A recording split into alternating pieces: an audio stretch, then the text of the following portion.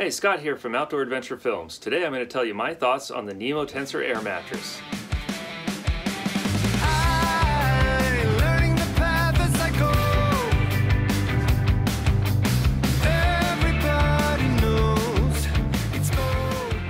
Alright, if you know me or you've seen any of my gear videos, especially my GMT gear video, which I'll put right there, you know that I like budget items. I like to not spend a lot of money on my items, find good deals on them, and even some hand-me-downs I'm good with. This time I decided I was going to spend a little bit more money on this air mattress. This is the Nemo Tensor air mattress. My family and I, we were going on a trip, backpacking trip on the Mineral King Loop, and we were short an air mattress, and I thought, you know, perfect excuse to get a nice piece of gear. So I'm trying to restrict myself to about one piece of gear a year, and what that's helping me do is lighten my load a little bit. Like I said, with some of my budget items and hand-me-downs, I've got some items that are a little bigger and heavier and a little less packable than things like this. So figure if once a year I can get a nice, spend the money, get a nice piece of gear that's a little lighter, a little more packable, I can slowly bring down my base weight and just slowly bring down the size of my pack. Right now that's part of the problem, is just fitting everything in my pack. So I went with the Nemo Tensor. Why did I go with that? So after doing some research, saw a lot of reviews on the Nemo Tensor, on the Thermarest varieties of ultralight sleeping pads out there, and one of the common themes in a lot of these ultralight sleeping pads is the noise they make, the crinkle noise, because of the insulation in them. And I had read that a lot of people didn't like the noise with the Thermarest, even though they do say that over time it does tend to get better. I wasn't sure I wanted to take that chance, and I'd heard the Nemo Tensor was pretty good with not having any of that crinkle noise. And after trying this pad out on the Mineral King Loop, I can attest to that. This pad right here, the Nemo Tensor, it didn't have any crinkle noise that I heard. It just had the typical, you know, sound of your sleeping bag sliding across the air mattress, and it wasn't noisy at all. It never woke me up, didn't wake my wife up. My wife shared the tent with me, and we both slept very well. Alright, first night was a success on the Nemo Tensor. It was very comfortable, slept well. I'm a side sleeper, never touched the bottom, and it didn't make any noise like I've heard with a lot of these ultralight mattresses. They can tend to make some noise, but this didn't make any noise. Had a good night's sleep, thank goodness, because yesterday was a tough hike. So look forward to sleeping on it tonight.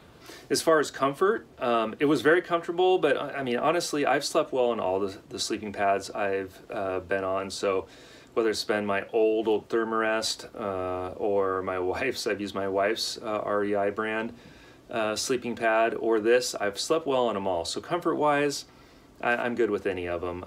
I don't necessarily need anything high dollar, but what I like about this, again, is the packability and the weight. So the weight on this one, I went with the regular wide. I wanted to be comfortable. I'm just under 6 feet. I didn't want my feet to hang off. Even though I have slept that way before, I wanted a full-size one. So this is the regular.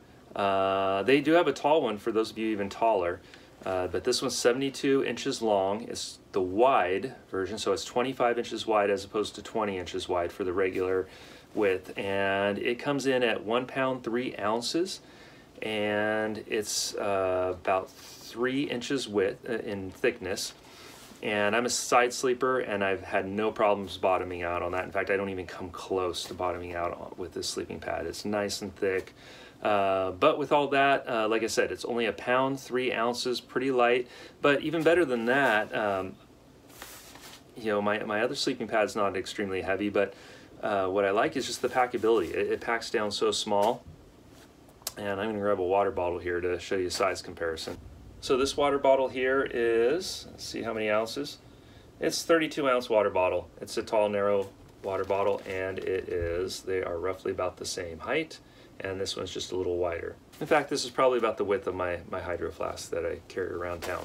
Some other advantages, I'll show you blowing this up. It comes with the pump sack included in it, which is really a nice thing. Now, what's the point of the pump sack? The pump sack, what it allows you to do, a couple things. One is at altitude, you're not using all your breath. when you're already tired after hiking up a mountain, maybe especially if you haven't had time to acclimate, it's going to wear you out blowing up a sleeping pad. With this pump sack, you just give it a little puff in the sack just so that it fills with the air, and you're going to roll it up and be able to, it took me about just over four fills of that pump sack to be able to get my sleeping pad full. The other thing that it does is when you're blowing directly into your air mattress, you're blowing moisture in there, and over time there's a decent chance you'll get some mildew in there.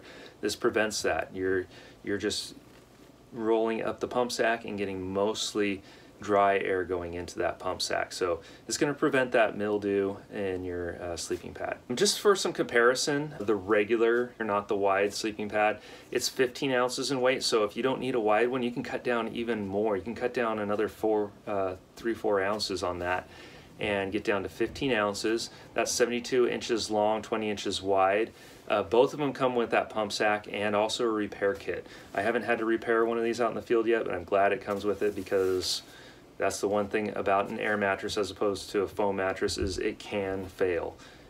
Foam mattress I don't sleep well on, but it's not going to fail. An air mattress can. Cost comparison. So this full size, actually this is the regular wide, it's going to typically go for around $179. Yes, it is a little pricey, but the reviews I've read on this is that it lasts, and I got to use it on one trip so far, the Mineral King Loop. It was 5 days, and I didn't have any problems with this whatsoever. The regular, the one that's not the wide, goes for about $159, and like I said, it's a little bit lighter and about 5 inches narrower at 20 inches wide. So that's it. Those are some of the reasons why I like the Nemo Tensor.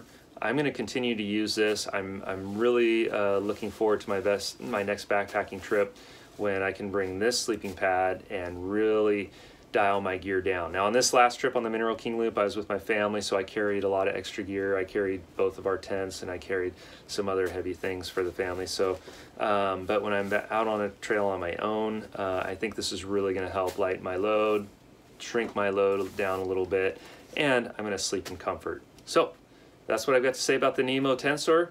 I like the sleeping pad. I'm going to be using it for a while. And if you found this video at all interesting or entertaining, then I please urge you to like and subscribe, and we'll see you next time.